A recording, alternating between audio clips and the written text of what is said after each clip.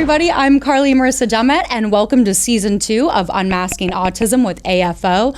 Our first guest is going to be my colleague at the Autism Foundation of Oklahoma, Kathy Mitchell, and we're going to learn a lot of great things today, and we're just going to jump right in. So hi, thank you so much for being here. Thank you so much for having me, Carly. I'm excited to be here. Yes, and so just a little about me. Yes. Again, my name is Kathy Mitchell. I am the project manager for the Pathways to Partnerships Partners in Success program, which I'll get into talking a little bit more about here in a bit.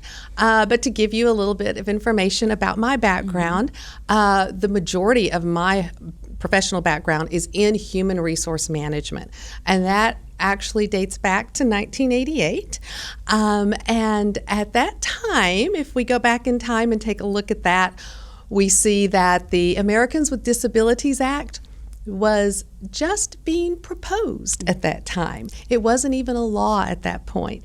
It did not become a law until 1990. So my time in HR management actually predates the ADA. Yeah. I have seen a lot of changes in the workplace through the years, and changes for good, lots of changes for good. But I have, through the years, I have served in lots of different roles in HR management. And like I say, dating back to the days when we used to call it the personnel department. Okay. But dating myself seriously here. But through all of those years, I have worked with a lot of different people who have disabilities. I've worked with offering reasonable accommodations to people who have disabilities, done hiring of people with disabilities, and we've, my experience in working with all of that has been that we can always find workable solutions when we are working with someone who has a disability and has a need for an accommodation. And then on a personal note, I am also the mother of a child who is neurodivergent. And through that experience of watching the challenges, but also the strengths that he has, and just seeing how all of that fits together, and how it can be a challenge out there in the world as far as finding a job, succeeding in a job, all of these things. It has helped me to realize how important it is to advocate for really good workplaces that offer a culture of support for people with disabilities. And this doesn't just help the person with a disability, it helps the people who are running the business. It helps the business itself. I've seen it. I've seen how it can impact the bottom line of a business. And even when you take into consideration the estimates that roughly 80% of people who have a disability have acquired that disability at some point in their life. That means that only roughly about 20% of the people with disabilities were born with it. Yeah. So when business leaders take that into consideration, it becomes really clear how important it is for them to really build up a business that is going to be supportive of people with disabilities, because it can happen to anyone at any time. Yeah, and everyone needs support regardless of autism, neurodivergence, or disability. We're all human, and we all need support at some point in time. But I'm very excited. I just kind of want to jump right in. So can you just sort of explain the Pathways grant and how this came to be before we get into the nitty-gritty of what it is you do? Yes, absolutely. Okay, so the Pathways grant, and I brought my cheat notes here because it's a mouthful when you start saying all of this. Okay, so the partners, or it's called Pathways to Partnerships, and it's an initiative, and it's funded through a grant that was awarded to the Oklahoma State Department of Education, and it's administered through the Rehabilitation Services Administration.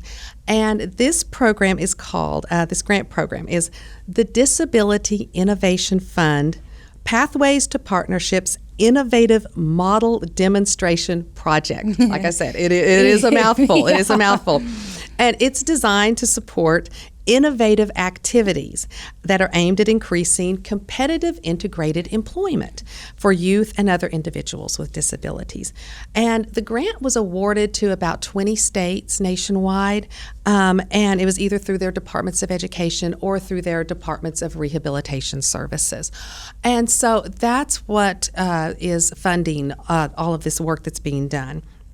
And it's also notable and exciting, too, that this fits right in line with the State Department of Education's focus on, they're putting a brand new focus on building career pathways for students so that every student who graduates from high school is ready to get out there with options for the future past that high school diploma. Yeah. And so this fits right in with that. So, one of the State Department of Education's initiatives under this grant is called Plan Your Way OK. So you can go out, viewers can go out to planyourwayok.com and take a look at this. It's a website, then you can see all of the different resources that they are providing. And so what the goal of this program is to connect all of the partners that work together in this area.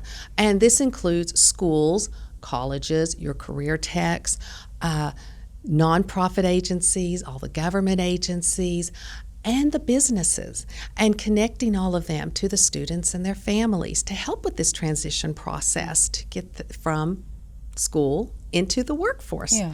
And this is where Partners in Success comes in. Okay, so we're finally getting to the point where we can talk about what it is that we're doing now that you have the backstory. Well, for just a side note real quick, go ahead. For people who are listening who may not know, they say 1 in 5 people in Oklahoma have a disability. So when you're listening to this episode, I feel like it would be beneficial to people to kind of conceptualize all of the people that you interact with on a daily basis, when you're driving in your car, when you're going to the gas station, you're at the grocery store.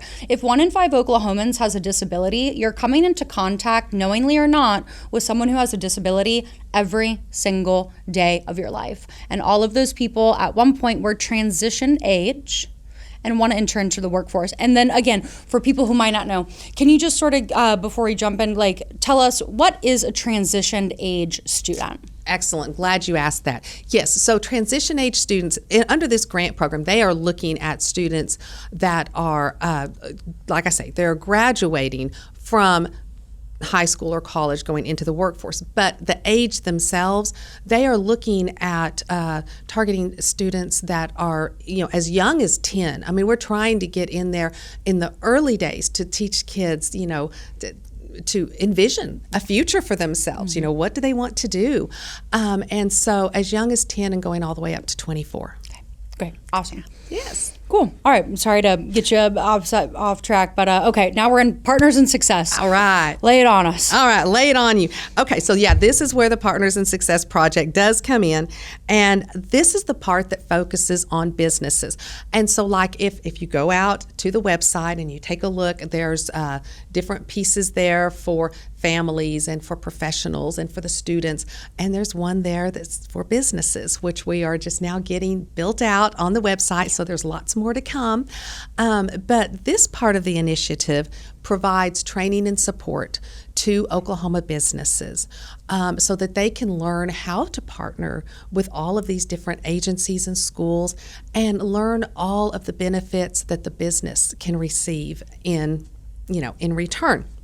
And so what this does, first of all, we have a 90-minute workshop. It's an employer workshop. It's interactive, and it can be offered in person or it can be offered virtually.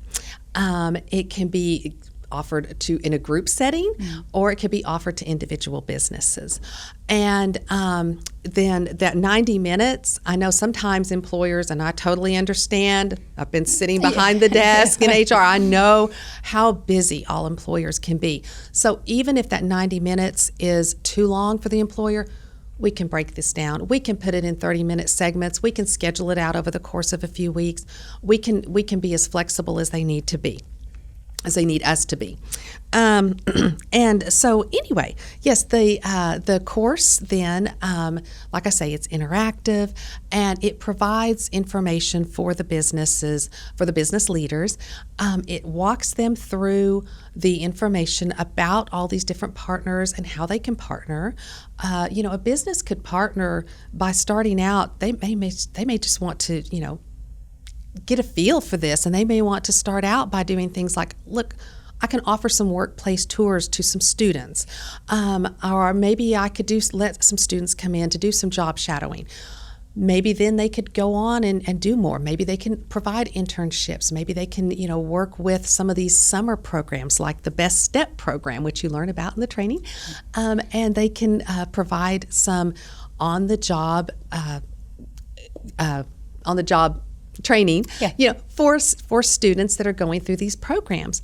And there have been a number of cases where the business finds that the student they're working with, that they're offering the training to, is fabulous, and the business just hires them on. Yeah. So there's times when it just does result in employment for the student.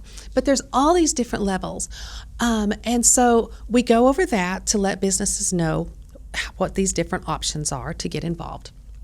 But we also give businesses information on monetary incentives, because there are some monetary incentives available to a lot of businesses that would qualify to get, whether it's tax incentives or potentially even just the sometimes these workers can come in, these students can come in and do work for the business while they're learning and training, but it's at no cost to the business because the students are being paid through the Department of Rehabilitation Services or through the school. There's other ways that these are done. So there's monetary incentives. But even without the monetary incentives, you can still have these types of programs really help the bottom line. Then we also, in the training, we go into information about relevant laws and how workplace accommodations are made. And we also really try to dig in a little bit in the amount of time we have to the misconceptions regarding hiring people with disabilities, and there are many. And could you so you make a very great point, and we constantly in what we do are talking about it. There are a lot of misconceptions about people with disabilities or people with disabilities working, because there is still such a stigma. So can we segue for a second, and could you maybe provide one or two without giving away the training, some misconceptions for people who might be listening and thinking something in their mind when they hear that? There are so many. And in fact, and I'm glad you mentioned that because, I'll just go ahead and pull this out real quick. Yeah. Because we have a Partners in Success employer guide that we provide. And it has a list, there's 3 pages long, of all these different misconceptions. And it goes into talking about, here's what people tend to think, and here's the reality. And we are in here looking at peer-reviewed studies and things that are done too, not just what this person says or that person says is or isn't a fact. And of course, in the training, we don't have the time to get into 3 pages of them, but we do cover a couple. But there are a lot of misconceptions. Some of them are things like they'll have too much, a person with a disability is going to have too much trouble communicating. We can't communicate with them. Studies have found, and we hear this from managers all the time, that it's really not the case. And even if you do run into a problem with that, you have these partners that can help you. And that's one of the things I really love about, this whole program is those partners. But there are a number of different things that fall under that category of misconceptions. Some employers are worried that safety issues will arise. If we hire people with disabilities, our insurance rates will go up. Well, the studies show that that's just not true. There's some employers that worry that productivity won't be as good. Again, studies are showing that's not the case, not at all. Yeah, we've talked to a lot of people in the last couple months that have, told us numerous times, and you can watch these videos online also, about how the person with a disability actually tends to work harder than their non-disabled counterpart. And also, again, reiterating, these are for young adults. And I think if most business owners, especially if you're self-made, think back to when you were that age, you were busting your butt, working as hard as you could, trying to make a buck, get your business off the ground. And so, I think it's interesting that a lot of people we've spoken to have said that the disabled employee tends to work harder and be more productive at times than their non-disabled counterpart. So. Yes, yeah, there have been studies that have also shown that too, and that managers have reported that people with disabilities are as productive or more productive than their non-disabled counterparts. And in some cases that may be because someone with a disability just is really wanting to prove that, hey, I can do this. They're very appreciative of the job, but for whatever reason, employers are finding that they can be just as productive. Yeah. So, and there, like I say, there's 3 pages of misconceptions. And so we do go into, discussing some. And like I say, it's interactive. I want the people that go through the training to, really be thinking about the experiences they've had with either working with people with disabilities, or maybe that they've never had a chance to work with someone with a disability. And back when I first started up in HR, we did not have hardly anyone with a disability working in a workplace, or they had hidden disabilities we just didn't know about, and that still happens to this day. But yes, we do go over that, and then we also we do round out the training with an interactive business case exercise, so that each business leader that's there can actually be looking at their own business and looking at, how would this look for our business? Yeah. What would this look like for us? Is this something that would work for us? And where and how. And then they can look at that and actually be able to try to figure out what could a potential return on investment be? Because I, as an HR director, have been able to see there can be a substantial return on investment. Yeah. No, it's true. And so, okay, I'm an employer. I've taken the training. I'm interested, of course, which I feel like anyone would be. But so what do I do now? Oh, yes. So yes, if you're interested in the training, you can go out to the autismfoundationok.org/pathways, and you could register for a training there. We do sometimes we'll have a virtual offering going, and even if we don't, you can scroll down on the page and you can just say request training. There's a spot down there, and you can just request individual training, and we can either come out to your business and do it, or we can do it virtually, however you want it done. We also are setting up in different communities community-wide training. And so you can check with your Chamber of Commerce to see if maybe we have something going on there, because we do have these chambers of commerce that are working with us to try to get the word out to their businesses when we're coming to town to do those types of training. And so we'd love to have, them come in for those types of training, because with those, we also try to bring in people from the school district that they can talk to in the local colleges and so forth. So when an employer takes the training, if they're, interested in next steps after that, I know there's like a consultation piece you're offering, right? Yes, that is correct. Okay. Yes. Yeah, we give, they can get 2 free follow-up consultations with us, whether they want us to come and just sit down to really discuss that, business case a little bit more, or to just talk to them individually about, maybe they're looking at job descriptions, wondering what, might work. And then also there's additional training that, that Autism Foundation of Oklahoma can bring in on like neurodiversity in the workforce. There's also training that the Department of Rehabilitation Services can bring in. And there's there's a lot of different, like I say, partnerships. They can get help from different ones of us that can come in and help them if they have a question about autism, if they have a question about reasonable accommodations. We can link them with who they need to talk to help them with these things.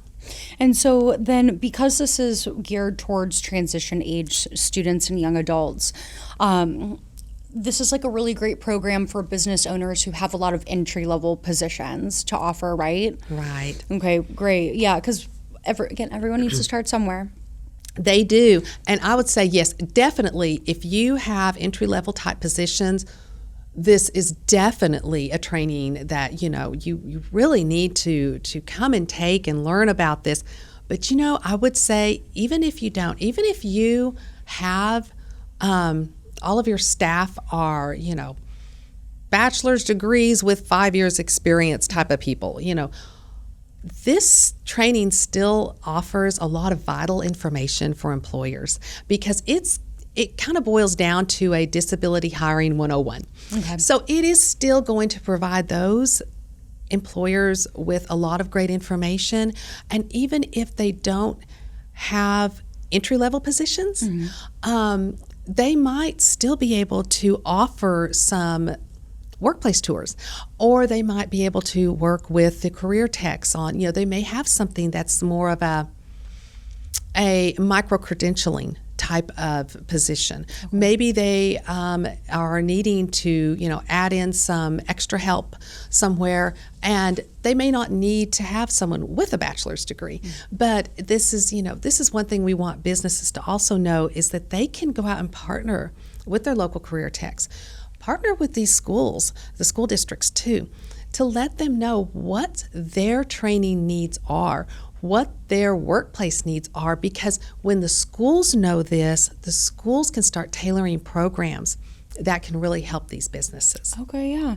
And then I think one of the most enticing parts about it, because everyone loves a deal, since this is grant funded, it is free for employers to take. So it's at no cost out of their pocket, right? Correct. Yes. Yes, which is always wonderful and businesses are always out there looking for more training, for their management staff, for everything. So this is wonderful training, and it is free of charge. Yeah. Yes. So I want to just ask a couple questions now that are probably more disabled person focused. Since you've been working in HR for so long, like you said, before the ADA was even, a law, do you have any tips or tricks for a disabled person who say, might want to work up the nerve to talk to their employer about asking for an accommodation? Because we do get a lot of inquiries from the disabled person about how to navigate the workspace. So anything you have to share, I think would be very interesting. Yeah. And it's sad, distressing that people don't feel comfortable being able to come forward to talk about their disabilities. But it happens. And so, yes. So as far as, some tips for them is to, if someone is struggling in their job and they need an accommodation, I would say the best thing to do is to be honest, to talk to their direct manager, or if there is an advocate, if there is a person in HR, if there is an advocate they can go to, look and see. It may even be spelled out in the company policy manual. But even if they don't have a company policy manual, go to their manager, talk to someone and explain what's going on. And if they can come to the table with an idea of, being able to describe, here is, the situation. I'm struggling with this part of my job, and, I could use some help here or here. If they can come with some ideas, that's great. Even if they don't have ideas, the employer is required to work with them to try to find some good accommodations that could help them. And so this is where it comes into the reasonable accommodations. Mm-hmm. What is considered reasonable, what is not. From my experience in the past, I've been able to find that, you can get a good reasonable accommodation.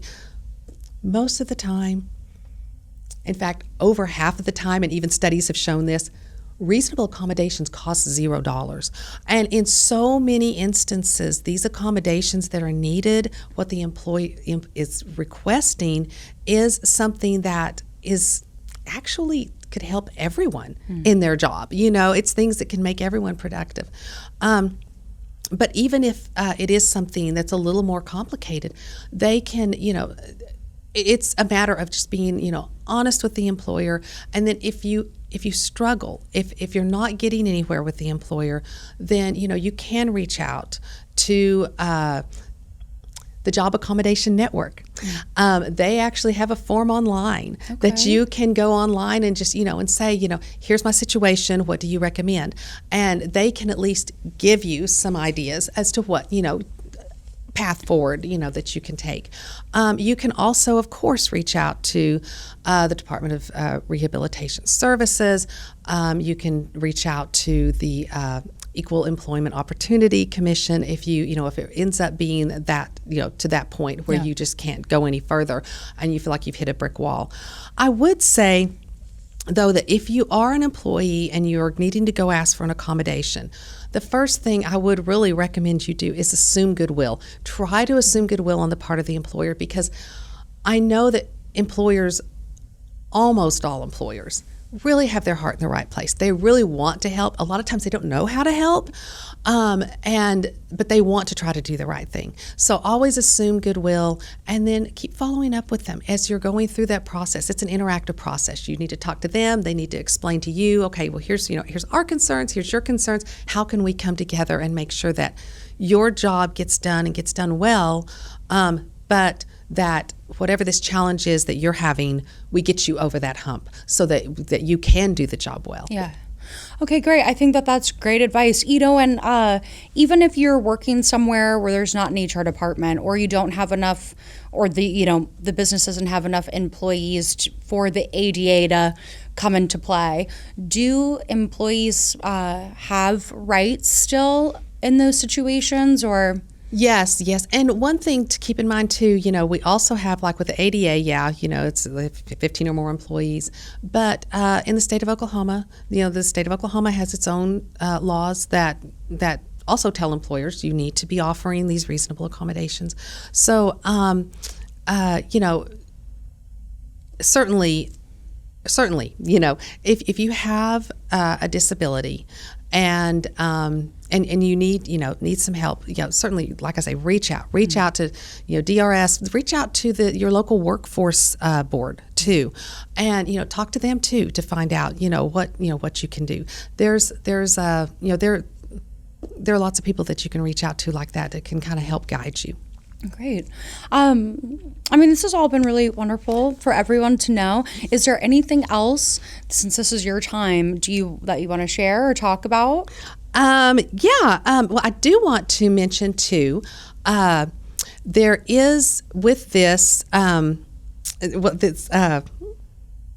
benefits of partnering. Yes. I did want to get back to the benefits of partnering. Like I mentioned, there's micro-credentialing that, businesses, if they partner, they can really work with these career techs in schools to get that going. Also, it brings them a voice at the table. If they're partnering and they're working with the school districts and so forth, we have that ability to work with them and get that information out. They can shape the future, and it helps with their staffing pipeline.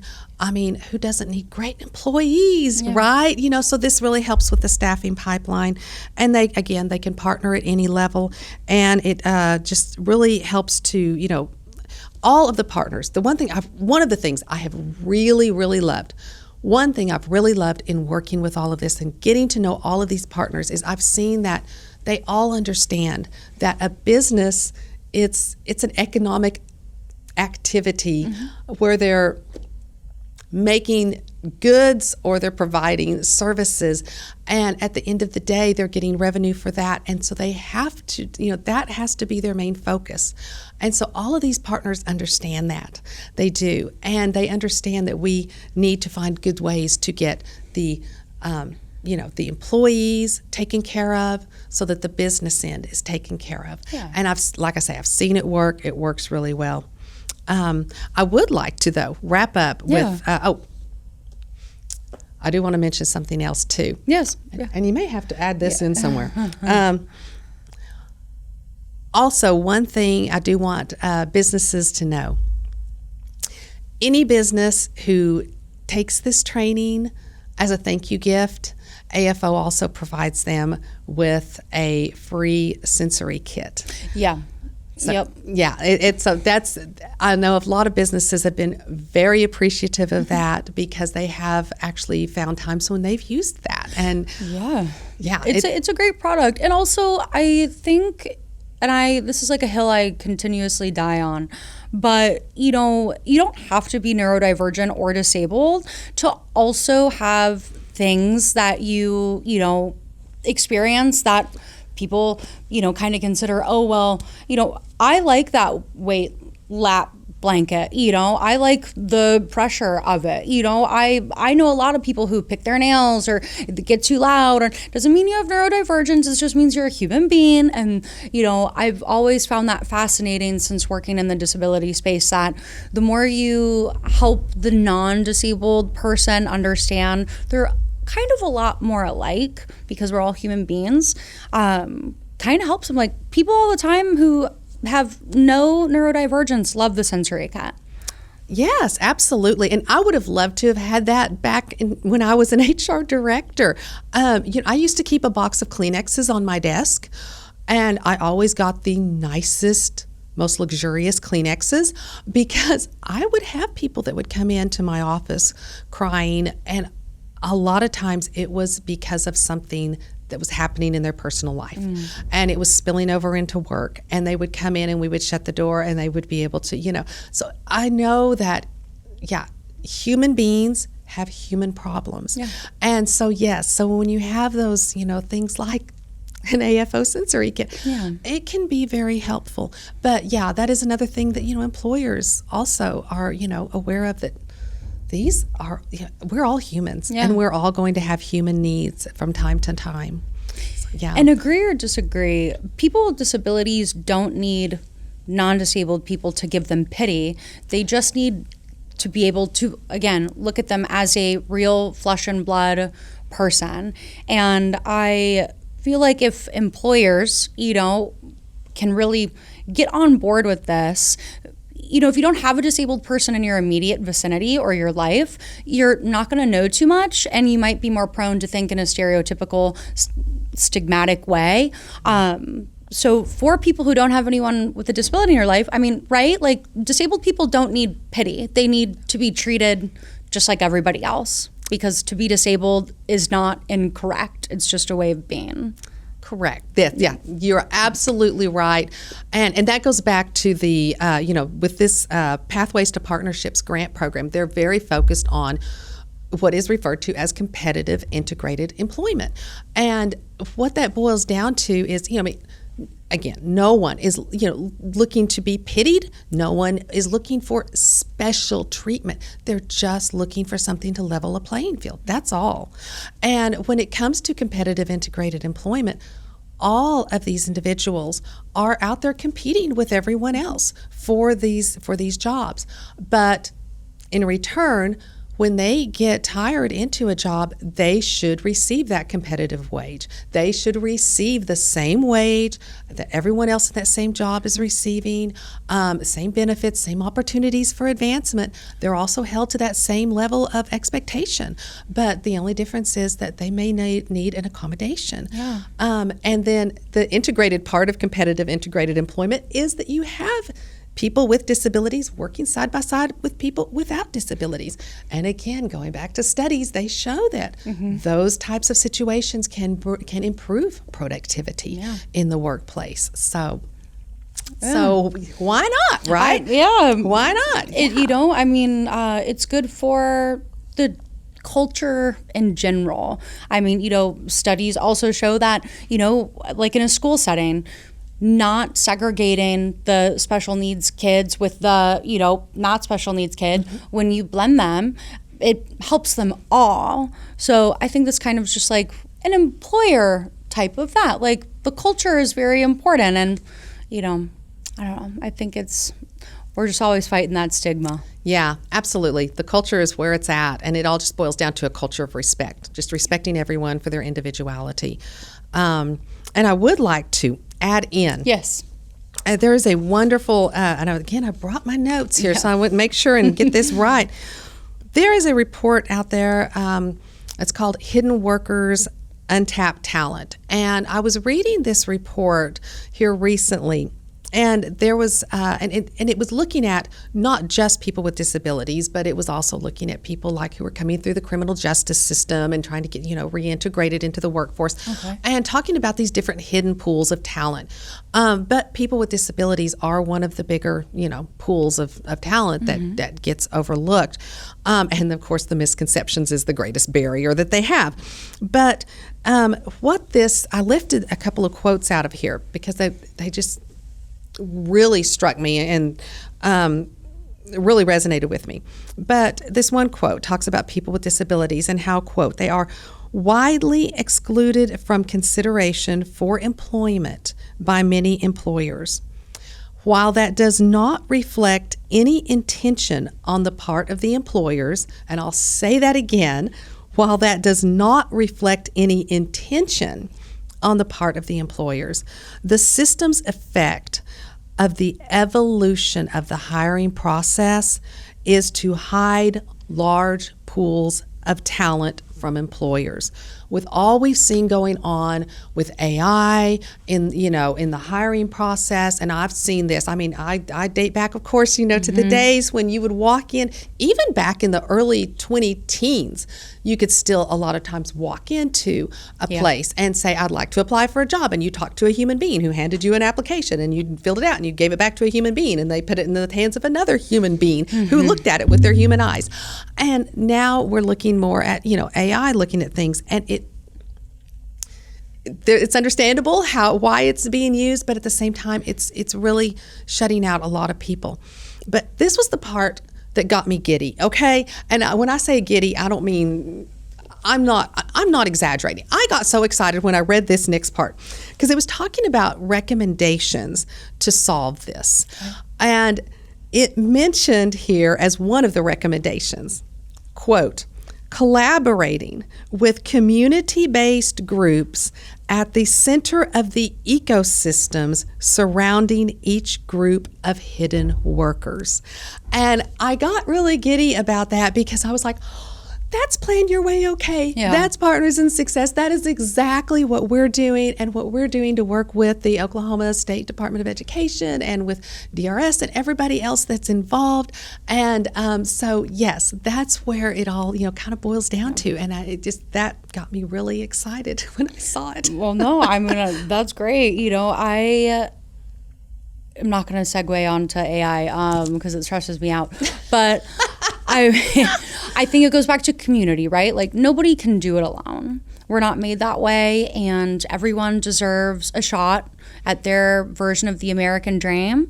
And working with Plan Your Way OK is a great way for employers to be able to benefit themselves while helping to benefit the life of someone else, right? Absolutely. Great. Is there anything else you would like to say before we wrap up? I think you've shared so much wonderful information. I just appreciate so much you having me on here today. And again, going out to autismfoundationok.org/pathways. Learn about what we've got going on, sign up for training, and go out to planyourwayok.com too and learn about all of these different resources that are available out there. Yeah, and everything will be linked in the description of this video below. So thank you so much, Kathy, for joining us today. And thank you everyone for tuning in, and we'll see you next time.